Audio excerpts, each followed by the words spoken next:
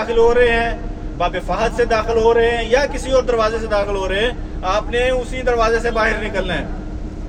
اس دروازے سے باہر نکل کر اجاز اسٹاپ سے ہی آپ نے اسی بس شٹل بس سروس سے جو کہ سعودی حکومت کی ہے، آپ نے اس پہ بیٹھنا ہے اور مسکوتا آ جانا ہے، جہاں پہ میرے جیسے معاونین پھر سے کھڑے ہوں گے، ہر وقت 24 گھنٹے کھڑے ہوں گے، وہ آپ کو سیکٹر نمبر 2 کی بس پہ بٹھائیں گے اور آپ یہاں پہ آ کے اتر جائیں گے۔ آپ کو پھر بھی کسی قسم کا کوئی آپ کی کوئی سوال ہو، آپ کے ذہن میں کوئی بات ہو، کوئی پوچھنا چاہتے ہو، گرین جیکٹ والے کوئی بھی بندہ آپ کو کہیں سے بھی نظر آئے، آپ فوراً اس کو پکڑیے اور اپنا مسئلہ، اپنی بات، اپنی مشکل اس کو بتائیے۔ انشاءاللہ ہر ممکن مسئلہ حل کرنے کی کوشش کریں گے اور بلا عوض انشاءاللہ۔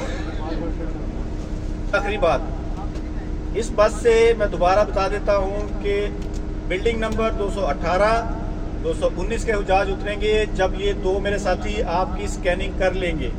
سکیننگ کرنے کے بعد آپ اس بس سے اتریں گے۔